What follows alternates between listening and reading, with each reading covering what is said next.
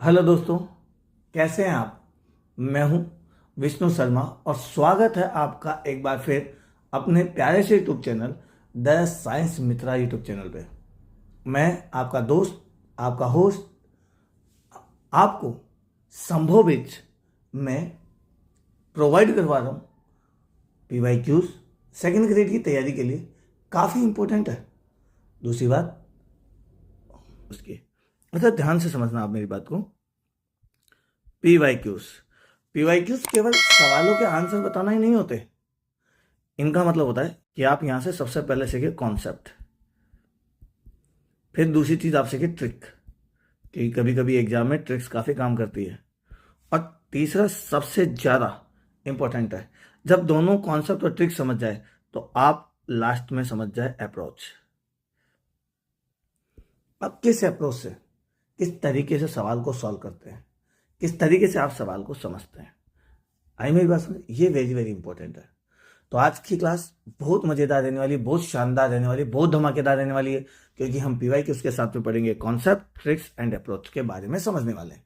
अच्छा, मैं आपको एक बात और बताऊं, ये जो लास्ट क्लास है, इसको लास्ट में बोला कि आज वेक्टर पूरा हो जाएगा, लेकिन इससे पहले जितनी भी क्लासें मैंने ली है वहां पर मैंने इन जो भी क्वेश्चन आए हैं, इन 11 साल में, लगभग 11 साल के पेपर है, ठीक है, और उनमें कम से कम लगभग 16 से 17 क्वेश्चन आए हुए हैं। यानी ऑलमोस्ट हर पेपर में 2 क्वेश्चन का एवरेज आ रहा है। खासकर 2013 के बाद ऑलमोस्ट हर पेपर में कितने क्वेश्चन आ रहे हैं? 2 क्वेश्चन आ रहे हैं आपके। तो इंपॉर्टेंट तो है। दूसरी बात, ये जो चैप्टर है वेक्टर, ये सभी चैप्टर्स में आता है, ये सभी लेसन्स में आएगा, हर टॉपिक में आएगा भाई। तो आपको पता होना चाहिए, इसलिए मैंने सबसे पहले इनके बेसिक कॉन्सेप्ट को काम में लिया है। जितने भी कॉन्सेप्ट है, जितने भी ट्रिक्स है, वो सब मैंने समझाई है। तो आप पीवाईक्यूज कर रहे हैं, आइडिया आपके पास ये पहला वीडियो पहुंचा है, आप इसे देख रहे हैं, आपको अच्छा लगता है, आप अपने दोस्त को सजेस्ट करिए। आपको थोड़ा बहुत भी डाउट है तो आप कमेंट करिए, लेकिन मेरा एक सजेशन है कि आप पहले कुछ जो पुराने जो मेरे वीडियो डाले, 3-4 क्लास के वीडियो डाले, उनको भी देखिए। उनको देखेंगे, कॉन्सेप्ट एकदम क्लियर होगा। फिर जब पीवाईक्यूज करेंगे, उसके साथ कॉन्सेप्ट समझेंगे, उसके साथ कॉन्सेप्ट समझेंगे तो और ज़्यादा मजा आएगा। ठीक है, चलिए ज़्यादा लंबा खींचते हैं, क्लास स्टार्ट करते हैं अपने। ठीक है भाई। तो मैं एक बार इसको मिटा देता हूँ, ये सब जो चीज़ें हैं। चलो, अब देखिए भाई, मैं क्वेश्चन है ना जो यहाँ पर डाल रखा हूँ, साथ में ईयर भी लिख रखा है, कौन से ईयर में आया हुआ है। ठीक है, तो थोड़ा ध्यान से देखना। ठीक है, चलिए देखो, सवाल को समझना, मेरी अप्रोच पे ध्यान देना, मैं हर चीज़ बताऊंगा, उसको एकदम ध्यान से समझना।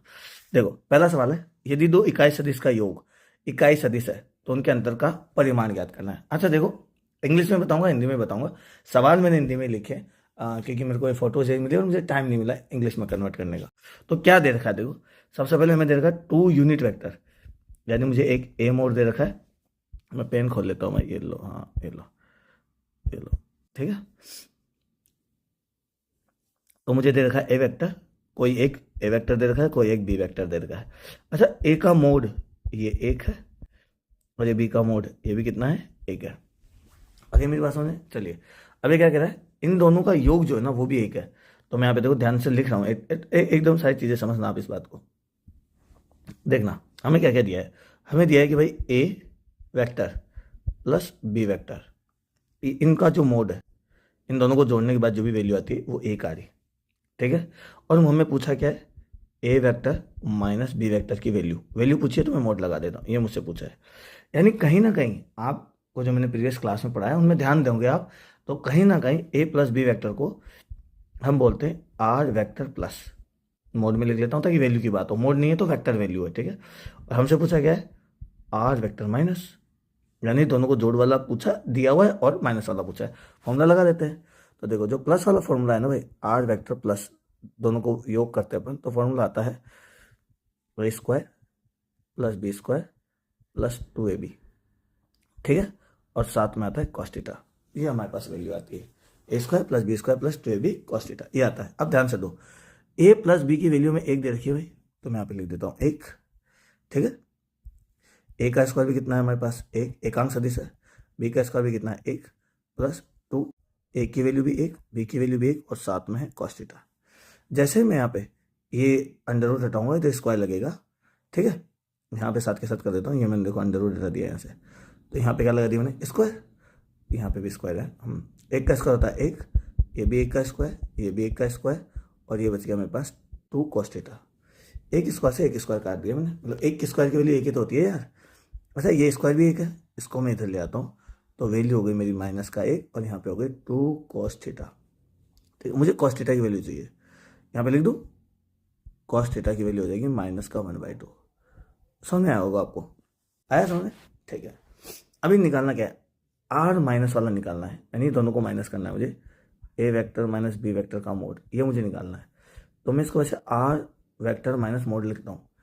इसका फॉर्मूला बड़ा सीधा होता है, A square plus B square plus 2ab cos theta. इसमें जो प्लस आता है ना, ये 2ab, ये वाला देखो, ये मैं दोबारा लिख देता हूँ फॉर्मूले को, ये होता है A square plus B square minus 2ab cos theta. Plus की जगह क्या आता है यहाँ पर, माइनस आता है, तो ये मैंने रूट लगा दिया यहाँ पर। ठीक है, अब देखो आर वेक्टर माइनस की वैल्यू क्या होगी, ए स्क्वायर की वैल्यू तो 1 ही है, एक का स्क्वायर एक ही होता है, बी की स्क्वायर भी वैल्यू 1 ही है, तो मैं 1 का स्क्वायर लिख देता हूँ। अब यहाँ पे ध्यान से देखना भाई, तो एक की वैल्यू भी 1 है, बी की वैल्यू भी 1 है, और cos थीटा की वैल्यू देखो यहाँ पर क्या लिखा है, -1/2 है, तो मैं लिख देता हूँ -1/2 और यहाँ पे लगा देता हूँ अंडर रूट।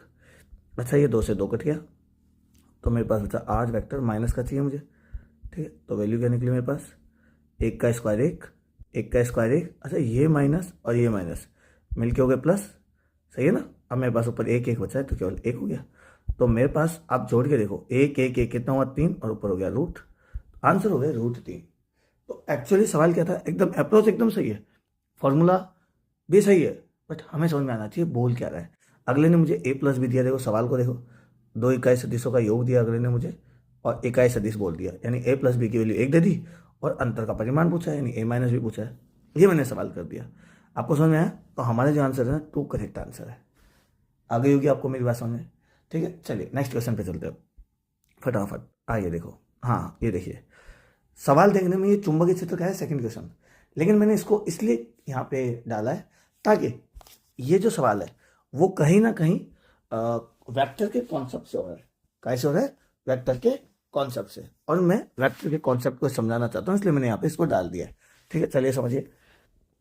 पृथ्वी के चुंबकीय क्षेत्र का क्षैतिज घटक, आपको एक घटक दे रखा है, तो मैं यहाँ पे लिख देता हूँ क्षैतिज घटक, ये लो, ये क्षैतिज होता है, क्षैतिज यानी हॉरिजॉन्टल, और इसकी वैल्यू मैं दे देता हूँ BH। और ऊर्ध्वाधर घटक, ऊर्ध्वाधर यानी खड़ा, तो ये मैंने यहाँ पे खड़ा लिख दिया, और यहाँ पे लिख देता हूँ मैं BV, V फॉर वर्टिकल। परिमाण में बराबर है, परिमाण में क्या है, बराबर है, तो इसकी वैल्यू भी मैं लिख देता हूँ। आप चाहो तो वैसे लिख सकते हो, V वर्टिकल की वैल्यू भी किसके बराबर है, B हॉरिजॉन्टल के बराबर है। अब क्या पूछा है, उस स्थान पर पृथ्वी के चुंबकीय क्षेत्र की संपूर्ण तीव्रता का मान निकालिए। यानी कहीं ना कहीं आपसे मैग्नेटिक फील्ड पूछा है, नेट मैग्नेटिक फील्ड। क्या पूछा है इसने, इसने पूछा है नेट, मैं थोड़ा डीपली वाला लेता हूँ, थोड़ा नेट मैग्नेटिक फील्ड पूछा है। क्या पूछा है इसने आपसे, नेट मैग्नेटिक फील्ड, यानी कहीं ना कहीं कुल विद्युत, कुल चुंबकीय क्षेत्र पूछा है। अब देखो, जब भी आपको एक्स की वैल्यू दे रखी हो, जब भी आपको वाई की वैल्यू दे रखी हो, तो मैंने एक चीज़ बोली थी कि इन दोनों का जो योग है, टोटल है, नेट है, कुल है, वो हमेशा बीच में से जाएगा। मैं इसको लिख देता हूँ बी। अभी बी के 2 पार्ट है, एक एक्स में भी है और एक वाई में भी है, तो मैं लिखूंगा कैसे, इसको ध्यान से देखना। बी वेक्टर को कैसे लिखूंगा, एक्स वाली वैल्यू इंटू आई केप, वाई वाली वैल्यू इंटू जे केप। अब थोड़ा ध्यान से देखो, एक्स वाली वैल्यू यानी बी एक्स यानी BH लिख देता हूँ, और आई केप, और जो वर्टिकल वैल्यू, अच्छा पहले एक्स लिख दिया था क्या, कोई बात नहीं, वर्टिकल वैल्यू उसको भी मैं क्या लिख देता हूँ, BH। क्यों लिख रहा हूँ, क्योंकि दोनों सेम दिए हुए मुझे, दोनों क्या बोलते हैं, सेम, दोनों की मैग्नीट्यूड सेम है, वैल्यू सेम है, तो यहाँ पे मैं जे कैप लिख देता हूँ। ठीक है, अब ध्यान से देखो, ये मेरा बी वेक्टर लिखने का तरीका है। ठीक है, अभी मुझे कुल वैल्यू चाहिए भाई, मुझे मोड चाहिए, यानी मुझे चाहिए मैग्नीट्यूड। क्या चाहिए, मैग्नीट्यूड, मैग्नीट्यूड यानी परिमाण, और फिर भी कोई ना समझे तो ये हम चाहते हैं वैल्यू, यानी हमें निकालना है मान, और मान निकालने का सीधा तरीका है, मोड लगाइए, एक्स वाली संख्या का स्क्वायर कर दीजिए, वाई वाली संख्या का स्क्वायर कर दीजिए, और अंडर रूट लगा दीजिए। एक्स वाली संख्या में BH लिखा हुआ है, तो मैं यहाँ पे BH लिख दूंगा। अच्छा, वाई वाली जो संख्या उसमें BV लिखा हुआ है ऊपर देखो, और ये BH के बराबर ही है, तो यहाँ पे मैं क्या लिख दूंगा, BH लिख दूंगा, और यहाँ पे लगा दूंगा स्क्वायर, और ये रहा मेरा अंडर रूट। तो बी वेक्टर बराबर, अब देखो 2 बार हो गए क्या, ये 2BH स्क्वायर 2 बार हो गए ना। अभी देखो इधर 2 बार हो गए, तो 2 को रख देता हूँ अंदर, और चूंकि ये रूट में है स्क्वायर वाली वैल्यू, तो स्क्वायर हट जाएगा, रूट में है तो बाहर निकल जाएगा और ये बन जाएगा BH। ये नेट भी आ गया मेरे पास। अब ध्यान से देखना भाई, आपको समझ में आ जाएगी ये बात। समझ में आया कैसे निकालते हैं? अब देखो ये कौन सा चीज़ से मैच कर रही, ये ऑप्शन नंबर 3 से मैच कर रही, तो ये मेरा करेक्ट आंसर हो गया। आसान है, मैं लंबा करके दिखा रहा हूँ ताकि आपको अप्रोच समझ में आए, कॉन्सेप्ट समझ में आए। एक बार कॉन्सेप्ट समझ में आया, अप्रोच में यदि आपकी पकड़ बन गई, फिर आप फटाफट दिमाग से कर लेंगे खुद ही। मैं होता डायरेक्ट कर लेता, जैसे मुझे पता है कि भाई कैसे निकलते हैं, लेकिन फिर भी आपको मैं बता देता हूँ, एक बार अप्रोच ढंग से देख लीजिए, वरना सीधा भी कर सकते थे। देखो मैं करके दिखाता हूँ। BH की वैल्यू लिख दी मैंने 1, BB की वैल्यू भी लिख दी मैंने 1, जो बीच में से जाता है वो हमेशा x square plus y square होता है, तो 1 का स्क्वायर प्लस 1 का स्क्वायर, x का स्क्वायर प्लस y का स्क्वायर, दोनों मिलके हो गए √2। अब मैंने एक BH की वैल्यू मानी ना, तो इसके आगे मैं BH लिख देता हूँ, तो BH √2, ये रहा BH √2, आंसर हो गया। लेकिन थोड़ा लंबा खींचा है ताकि आपको समझ में आए। चलिए नेक्स्ट क्वेश्चन पे बात करते हैं। अच्छा देखो सवाल बड़ा आसान है, कितने आसान आसान सवाल आते थे तब। सदिश राशि नहीं है, यानी वो राशि जो सदिश नहीं है वो ढूंढना है। सदिश का मतलब जो वेक्टर नहीं है, वेक्टर, ठीक है, वेक्टर वाली ढूंढनी है, और सॉरी वेक्टर नहीं है वो ढूंढना है। जो वेक्टर होता है उसका क्या क्या होता है भाई, एक तो वैल्यू होती है यानी परिमाण होता है, मैग्नीट्यूड होता है, क्या होता है, मैग्नीट्यूड होता है। अच्छा इसके अलावा इसका एक डायरेक्शन भी होता है। अब देखो जिसके पास डायरेक्शन नहीं है, मैग्नीट्यूड सबके पास होता है, जिसके पास डायरेक्शन नहीं है वो वेक्टर नहीं है। अब डायरेक्शन किसके पास नहीं है, त्वरण के पास डायरेक्शन है भाई। ये हमेशा बल की दिशा में लगता है, या तो बल की दिशा में या बल के विपरीत। या तो जैसे फोर्स इधर है तो त्वरण भी इधर लगेगा, तो इसका मतलब है वेग बढ़ जाएगा। यदि फोर्स आगे है, त्वरण पीछे है, यानी वेग घट जाएगा। ये सीन है जो मैं अगले चैप्टर में आपको अच्छे समझाने वाला हूँ।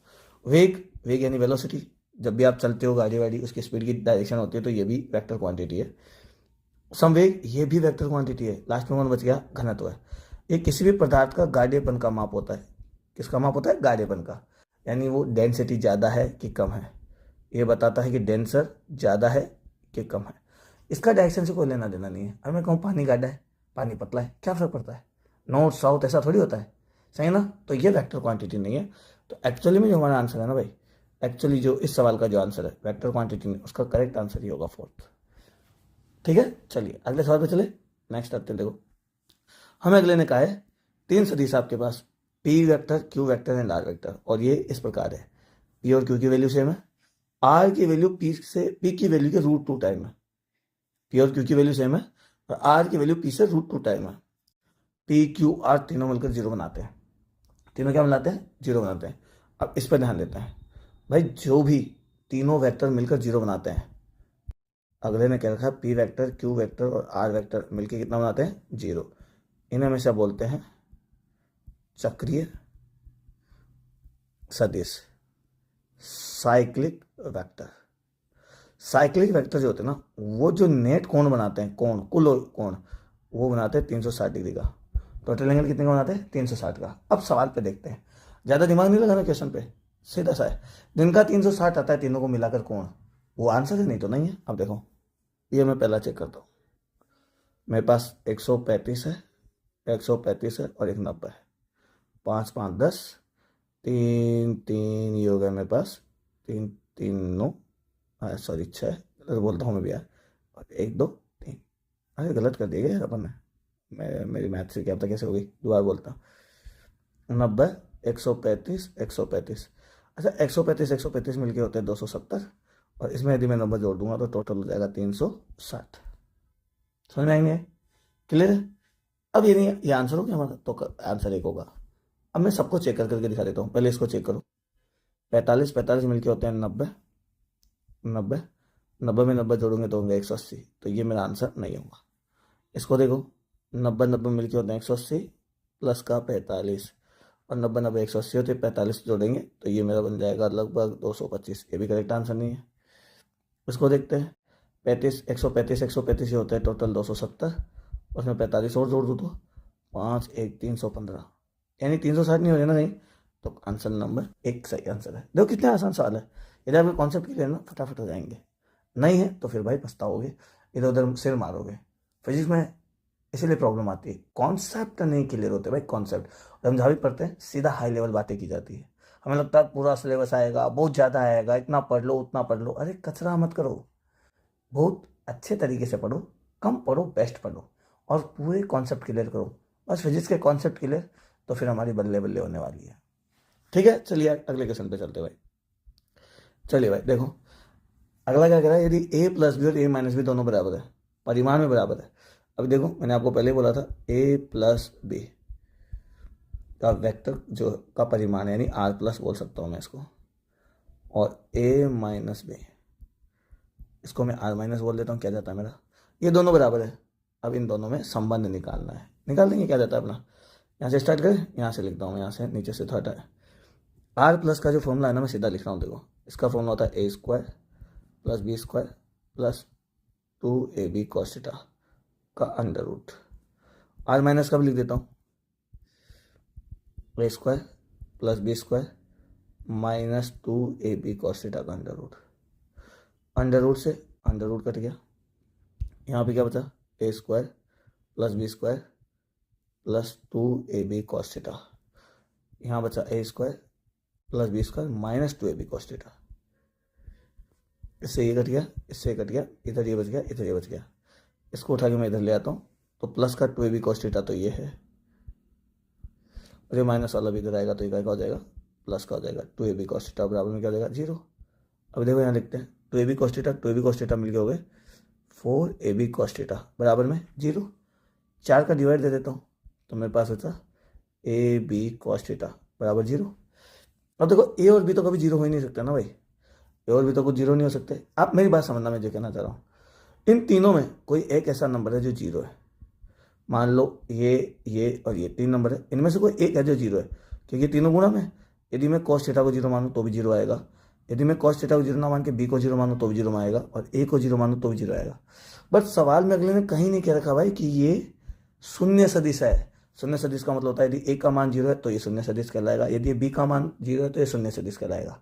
शून्य आ गया ना मान, पर शून्य नहीं है, 0 है ही नहीं, तो 0 वेक्टर भी नहीं है। तो कहीं ना कहीं ये बात तो क्लियर है कि a की कोई वैल्यू है, b की भी कोई वैल्यू है, बट जो 0 बना रहा है वो कौन बना रहा, cos थीटा 0 बना रहा। यानी 100% क्लियर है कि cos थीटा की वैल्यू कितनी आ रही, 0 आ रही। और जब cos थीटा 0 आता है भाई, तो इसका मतलब होता है थीटा की वैल्यू कितनी है, 90 डिग्री। थीटा की वैल्यू कितनी है, 90 डिग्री। इसका मतलब हुआ कि भाई यदि ए आपका ऐसे है, थीटा किस किसके बीच में होता है, ए और बी के बीच में। कौन किसके बीच में, ए और बी के बीच में। तो यदि ए ऐसे है तो बी लंबवत है भाई 90 डिग्री, दोनों के बीच का कोण, थीटा बराबर 0 डिग्री। अब हर बेसिक बात जाननी है तो आपके लिए मैंने पर्सनली इस एडिशन पर, इस मल्टीप्लीकेशन पर, डॉट वाले पर, क्रॉस वाले मल्टीप्लीकेशन पर, माइनस वाले फॉर्मूले के लिए अलग अलग वीडियो बना रखी है। आप पहले उन्हें देखिए, ऑटोमेटिक आपको समझ में आएगा भाई। इसका मतलब ए और बी क्या हो गए, लंबवत हो गए। चलिए हमारे क्वेश्चन पे आते हैं। तो अब देखिए, इसका मतलब जो भी आंसर है वो यहाँ पे टिक मार लेते हैं, तो ऑप्शन नंबर 3 मेरा करेक्ट आंसर होगा। ए तथा बी एक दूसरे के लंबवत है, परपेंडिकुलर है। समझ में आया होगा। चलिए आगे बढ़े। अभी देखो सवाल ये कह रहा है हमें कोई पी वैल्यू है, उसका मान निकालना है। उस केस में क्या होता है, वेक्टर ए और वेक्टर बी परस्पर लंबवत हो। अरे अभी जैसा ही तो सवाल था, लंबवत है तो थीटा की वैल्यू कितनी है, 90, और cos 90 की वैल्यू कितनी होती है, 0। अब मुझे पी का मान निकालना है, तो मैंने प्लस से, माइनस से, मल्टीप्लाई से सबसे निकालना सिखा है। मैं मल्टीप्लाई यूज करूंगा भाई, और यह फॉर्मूला लूंगा ए डॉट बी का, जिसकी वैल्यू होती है ए बी cos थीटा। और मुझे पता है ए डॉट बी की वैल्यू में, चाहे आप ए डॉट बी लिखो चाहे ये लिखो, यदि आप cos की वैल्यू में 90 ना कोण, तो मैं 90 लिख देता हूँ। देखो cos 90 आते वैल्यू कितनी हो जाएगी, 0। तो जब भी दो लंबवत होते हैं, ये भी लाइन आपको लिखाई हुई है, पढ़ाई हुई है, ए वेक्टर और बी वेक्टर एक दूसरे के लंबवत होते हैं, तो इसका मतलब ए और डॉट बी यानी उनका डॉट प्रोडक्ट अदिश गुणनफल हमेशा 0 आता है भाई।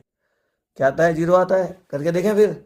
चलो ए की वैल्यू लिखो, ए की वैल्यू है 3 आए के, अरे ये गलत लिख रहा हूँ मैं भी, थोड़ा थोड़ा सॉरी, थोड़ी थोड़ी गलतियाँ हो जाती है। माइनस का 4 आए के प्लस का 2 के कैप डॉट 2 आई के माइनस का 3 जे के प्लस का पी के कैप बराबर में आंसर कितना आना चाहिए, 0। इसका रूल ये कहता है कि भाई I dot I, J dot J और के कैप डॉट के कैप, यानी सेम सेम वैल्यू जो होती है वो हमेशा 1 बनाती है, और जो सेम नहीं होती यानी I dot J, J dot के और के डॉट आई, ये हमेशा क्या बनाती है, 0 बनाती है। जो सेम नहीं होते वो 0 बनाते हैं, और जो सेम होते हैं वो क्या बनाते हैं, 1 बनाते हैं। बस हमें ये करना है, जीरो बनाने वाले को क्यों लेना? तो देखो आई को आई से गुणा करूंगा तो एक बनाएंगे, और आई को जे से गुणा करूंगा तो जीरो बनाएगा, फिर आई को कैसे गुणा करूंगा तो भी जीरो आएगा। तो मैं केवल आई को आई से गुणा करूंगा, दो को गुणा करता हूँ, देखो ध्यान से, दो को ये तीन को जो है गुणा करता हूँ किससे? दो से, तो मेरे पास हो जाएगा 3 × 2 6, और आई जो है आई से गुणा होकर क्या बनाएगा? एक। हो गया। अब देखो जे का खेल देखो, जे जैसे गुणा होकर जे आई से गुणा होगा, पहले जे से गुणा होगा आई से, मैं इसको मिटा देता हूँ, ठीक है। इस जे को मैं गुणा करूंगा आई से तो जीरो बनाएगा, जे को जे से गुणा करूंगा एक बनाएगा, जे को कैसे गुणा करूंगा फिर जीरो बनाएगा, क्योंकि सेम होंगे तो एक बनाएगा। तो हम गुणा ही सेम सेम वालों को कर लेते हैं ना यार, क्यों दिमाग लगाना। इसको गुणा करना है सेम सेम को, ठीक है। ये मैं यहाँ पे लिख देता हूँ, मिट गया, देखो ये पी है। तो जे वाले को जे से गुणा करना है केवल, माइनस माइनस ये भी माइनस है, ये भी माइनस है, प्लस हो जाएगा, ये लिख दिया। 4 को 3 से गुणा करूंगा तो 12 हो जाएगा। के वाले को कैसे गुणा करना है? यहाँ पे प्लस है, यहाँ पे प्लस है तो प्लस आएगा, 2 को पी से गुणा करूंगा तो उत्तर आएगा 2p, और आंसर आएगा 0। बराबर सब देखना है इसको। 12 और से कितने होता है? 18, 18 + 2p बराबर 0। तो p की वैल्यू कितनी हो जाएगी भाई? -18। देखो इसको इधर गया 18, यहाँ 2p है, इस 2 को मैं यहाँ से हटाकर यहाँ ले आऊँ, यहाँ से हटाकर यहाँ ले आऊँ, तो p की वैल्यू आएगी, कट जाएगा, और p की वैल्यू हो जाएगी -9। बस एकदम क्लियर सा सवाल है, एकदम छोटा सवाल है। अब -9 जहाँ आंसर आ जाए वो हमारा आंसर हो गया। तो ये हो गया फोर्थ क्वेश्चन, फोर्थ आंसर हो गया, सॉरी फोर्थ क्वेश्चन क्या, फोर्थ वाला ऑप्शन जो हो गया हमारा आंसर हो गया। बड़ा अच्छा सवाल है, ठीक है। आइए नेक्स्ट देखते हैं। देखिए नेक्स्ट क्वेश्चन को देखते हैं, क्या बोल रहा है? दो एकांक सदिश, एकांक सदिश यानी यूनिट वेक्टर। सवाल को ध्यान से देखो, क्या नाम है इसका? Unit vector. यूनिट वेक्टर का मतलब क्या होता है? जिनकी वैल्यू एक हो, जिनकी वैल्यू क्या हो? एक हो, इस कोण पर झुके हुए हैं कि उनका परिणामी सदिश भी क्या है? एक है। वह कौन ज्ञात करो। अब इसके लिए मैंने ट्रिक बताई थी भाई, इसके लिए क्या बताई थी? ट्रिक। लेकिन फिर भी मैं आपको सवाल के तरीके से बताता हूँ, ट्रिक भी बता देता हूँ। मैंने एक वेक्टर मान लिया ए वेक्टर, उसकी वैल्यू भी कितनी है? एक। और एक बी वेक्टर भी मान लिया, उसकी वैल्यू भी कितनी है? एक। अच्छा, उन दोनों का परिणामी सदिश यानी उन दोनों का जो रिजल्टेंट जोड़ने के बाद जो वैल्यू आ रही है आर वेक्टर, वो भी कितना है? एक। अब कैसे सोचेंगे यार सर जोड़ा है क्यों, घटाया क्यों नहीं? अरे जब कुछ नहीं देता तो जोड़ना ही होता है भाई, ठीक है। हाँ जुकाम लग गई, भयंकर हालत खराब है। चलिए आर वेक्टर की बात करते हैं। आर वेक्टर, इसका फॉर्मूला क्या होता है मोड में? A vector B vector 2ab cos theta under root. अच्छा आर का मान भी एक है, ए का मान भी एक है, तो एक का स्क्वायर एक ही होता है, बी का मान भी एक ही है, 2 × 1 × 1 × cos थीटा। ये मैं अंडर रूट लगा लेता हूँ। जैसे अंडर रूट हटाऊँगा यहाँ से इधर स्क्वायर आएगा, एक का स्क्वायर एक ही होगा, इस एक का स्क्वायर भी एक ही होगा, इस एक का स्क्वायर भी एक ही होगा, ये 2 × 1 ये भी मिलकर 2 बनाएंगे, और यहाँ पे बनेगा cos थीटा। एक से एक उठ जाएगा, इस एक को मैं इधर लाऊंगा या बाद में ले आता हूँ, चलो 0 = 1 + 2 cos थीटा बचेगा। इस एक को इधर ले आता हूँ तो मेरे पास वैल्यू आएगी -1 2 cos थीटा। 2 को मैं नीचे ले आता हूँ तो 1/2 माइनस के हो गए, यहाँ पे हो गया cos थीटा। अब मेरी बात ध्यान से सुनना, थीटा की वैल्यू -1/2 तब आती है तो उसके साथ जब थीटा 120 डिग्री हो। ये लो करेक्ट आंसर आ गया, बस 120 हमारा आंसर है, ऑप्शन नंबर 3। अब कई बच्चे ऐसे भी है जिनको थीटा की वैल्यू नहीं पता होती भाई। हम बायो वाले, हमें टेबल भी नहीं आती, ढंग से बना भी नहीं पाते, बेसिक मैथ्स में भी ढंग से नहीं समझा पाते। तो मैंने आपको एक ट्रिक बताई थी और आज मैं फिर बता रहा हूँ सभी एंगल्स के लिए। देखो पहले इसके देखता हूँ, यदि आपके पास कोई वेक्टर ए है, यदि कोई दूसरा वेक्टर भी ए ही है, यानी वैल्यू बराबर आ रही, और इन दोनों का जो आंसर आ रहा आर, उसका मान भी कितना ए ही है, यानी दो वेक्टर्स का सम भी सेम ही आ रहा, तो इसका मतलब होता है ये जो दोनों वेक्टर है ना भाई, ये 120 डिग्री पे होते हैं। कहाँ पर होते हैं? 120 पे। क्लियर ना, याद रहेगा। यानी दो वेक्टर के बीच 120 होगा और दोनों वैल्यू सेम होगी, तो उनके आंसर की वैल्यू भी यही आएगी। अच्छा और के बारे में बात कर लेते हैं। मान लो एक वेक्टर ए है और दूसरा भी ए है, बट उनके बीच में एंगल 90 डिग्री है, तो इनका जो आंसर आएगा ना आर, जो भी इनका रिजल्टेंट आएगा जोड़ोगे, वो सीधा सीधा आएगा a√2। याद रखना सीखो भाई, मैं ट्रिक्स बता चुका हूँ कॉन्सेप्ट की क्लास में, पूरा खोल कर समझाया हुआ है, साथ ही ट्रिक्स बताए हुए हैं, अब तो याद रखो। और यदि मान लो कोई ए है और अगला वेक्टर भी कोई ए है, सेम वैल्यू दे रखी है भाई, और उन दोनों के बीच में एंगल 60 डिग्री है, तो इनका जो आंसर आएगा ना जोड़ने के बाद वैल्यू, वो सीधी सीधी आएगी a√3। अब सवाल हमारा ऐसा ही है, देखो यहाँ पे क्या बोल रहा है, एक की वैल्यू एक है, अच्छा, दूसरे की वैल्यू भी मुझे एक ही दे रखी, और जो इन दोनों का आंसर आ रहा वो भी एक ही आ रहा, और ये तीनों केस तीनों इसी केस में बराबर होंगे। तीनों बराबर तभी होंगे जब देखो यहाँ पर कितना डिग्री कोण आ रहा, 120। इसका मतलब ये जरूर है कि इन दोनों के बीच में कोण कितना है, 120 डिग्री है। ये हमारा ऑप्शन थर्ड आंसर हो गया, और मैंने निकाल के भी दिखा दिया। समझ में आया? चलो अगले क्वेश्चन में चलते हैं। नेक्स्ट देखते हैं, 2018 का सवाल है। यदि वस्तु बलों F1, F2, F3 तीनों पे वेक्टर है कि क्रिया के अधीन साम्य अवस्था में है तो गलत कथन चुनिए। अब साम्य अवस्था का मतलब समझिए, पहले इक्विलिब्रियम का मतलब समझिए। यहाँ पे साम्य अवस्था, इक्विलिब्रियम, इसका मतलब होता है भाई जो नेट फोर्स होता है ना भाई, नेट फोर्स वो जीरो होता है। अभी मैं आपको दो मतलब समझा रहा हूँ। यदि आप तीनों बलों को सीधा जोड़ ले बिना वेक्टर के, यानी वैल्यू जोड़ दे केवल F1, F2 और F3, तो तीनों जुड़ के कभी भी जीरो नहीं हो सकते। तीनों कभी जीरो नहीं हो सकते। मान लो इसका मान 1 है, इसका मान 2 है, इसका मान 3 है, बताओ कैसे जीरो करोगे? किसी भी तरीके से आपको एक कोई ना कोई माइनस करना पड़ेगा। जैसे मैंने 3 को माइनस कर दिया, इनको जोड़ना पड़ेगा, तो ये दोनों जुड़ के इसके बराबर आके तो जीरो बनाएंगे। लेकिन जब हम ऐसा करते हैं तो हम इनकी दिशा के साथ लेते हैं। ये जो माइनस है ना, ये केवल डायरेक्शन बता रहा कि यदि ये एक वाला इस दिशा में है, यदि 2 वाला भी इस दिशा में है, तो ये 3 वाला जरूर इस दिशा में होगा। और उल्टी दिशा बताने के लिए या दिशा के साथ लिखने के लिए हमें इन पे वेक्टर चिन्ह लगाना होता है। तो मैं लिखूंगा F1 वेक्टर, F2 वेक्टर, और अब मैं प्लस लिख सकता हूँ वेक्टर के साथ बराबर जीरो। अभी मुझे ये समझ में आएगा कि इन तीनों की दिशाओं के हिसाब से जब इनको जोड़ा जाए तो वैल्यू कितनी आती है, जीरो आती है।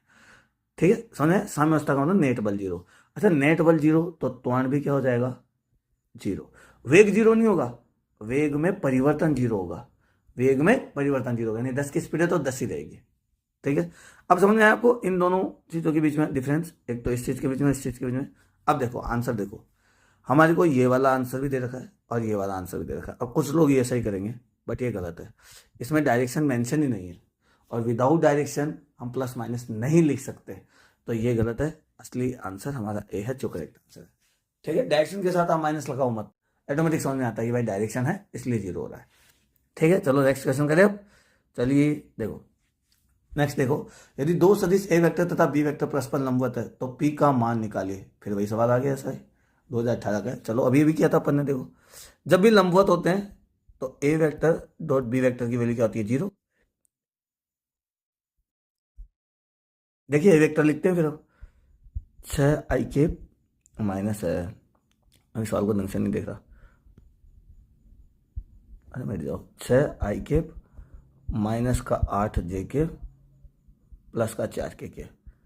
इसको डॉट मल्टीप्लाई में लेना है, 4i माइनस का 6j और pk, इनकी वैल्यू क्या आएगी, जीरो। अब कितना आसान है, सेम सेम वालों को गुणा करना है। किसको गुणा करना है, सेम सेम को। तो आई से गुणा कर दो, 6 को 4 से करोगे तो 24, और आई मिलकर 1 बनाएगा। ठीक है, अब देखो जे वालों गुणा करो, जे वालों को गुणा कर दिया तो ये भी माइनस है, ये भी माइनस है, तो गुणा होकर बन जाएंगे प्लस। और 8 को 6 से करोगे तो कितना हो जाएगा, 48। 6 जे गुणा होकर तो 1 ही बनाएगा। के वालों को देखो, दोनों प्लस के हैं, ये भी प्लस है, ये भी प्लस है। 4 को पी से गुणा करोगे तो कितना आएगा, 4p बराबर में क्या आ जाएगा, जीरो। इधर देखो 48 और इसको जोड़ते तो आप बनता है 72 प्लस का 4p बराबर में जीरो। 72 को मैं इधर ले आता हूँ तो 4p बराबर हो गया माइनस का 72, p बराबर हो गया मेरे पास माइनस का 72/4, काट देता हूँ, माइनस के 18 वैल्यू आ गई। अब जो हमारे ऑप्शन में वही हमारा करेक्ट आंसर है, तो ऑप्शन नंबर 2 हमारा करेक्ट आंसर है। तो दोस्तों आपको समझ आया होगा। आज का वीडियो काफ़ी लंबा हो जाएगा तो आधे क्वेश्चन नहीं हो पा रहे। आधे क्वेश्चन मैं आपको पार्ट 2 में दूंगा। पार्ट 2 उसी दिन आएगा, बस सेकंड थोड़ा शाम तक आ जाएगा। 2 वीडियोस होंगे तो आप अपने हिसाब से देख सकते हैं। एक वीडियो काफ़ी लंबा हो जाएगा। तो आज आपको हमारे कॉन्सेप्ट समझ में आए, हमारी ट्रिक्स समझ में आई, अच्छी लगी, और हमारे सवाल करने का अप्रोच आपको समझ में आया, अच्छा लगा, तो भाई लोगों आपसे ये रिक्वेस्ट है कि आप वीडियो को लाइक करिए और शेयर करिए।